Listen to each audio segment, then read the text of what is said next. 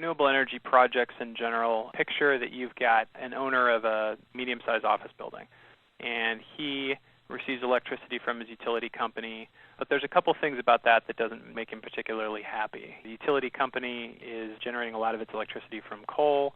Coal creates pollution.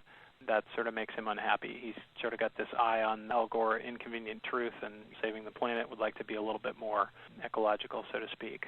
He's also paying $10,000 a month for electricity, doesn't have a lot of visibility into the pricing that he's paying for electricity, kind of sees his bills going up every year at sort of a unpredictable rate, so that's a little bit difficult for him and makes him unhappy.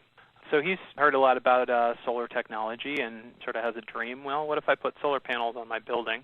I could hopefully avoid this electricity coming from the polluting utility company, make the world a little bit better, maybe have a little bit more predictability to my electricity costs. I have a little bit more idea how much it's going to be from one year to the next so I can plan my business, and that would certainly make me happy.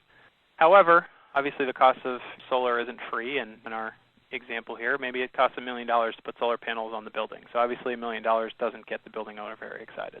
But the good news for him is that various states, California, other states throughout the country, have different rebates to help pay for the cost of solar electricity systems.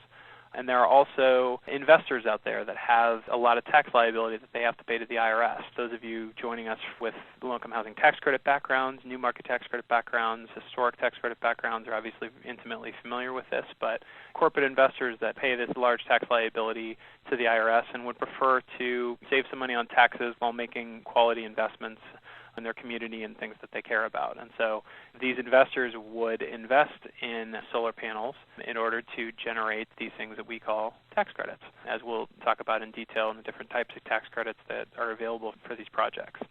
So receipt of those tax credits drops their tax liability, makes the investor happy, changes the cost so the owner maybe doesn't have to spend as much money because some of the money is coming from the investor.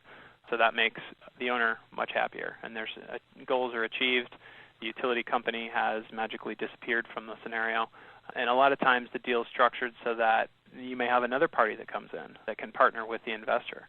So our yellow building owner here might not be actually the owner of this facility. He might just be what we call a host, and so he agrees to let these two individuals through an LLC come together and put solar panels on his roof. And so he's going to make a payment to that company that might be $5,000 a month instead of the $10,000 a month that he was paying. And that'll be subject to a contract that we'll talk about, and will be a little bit more predictable. So that's kind of the why are we here to the webinar here.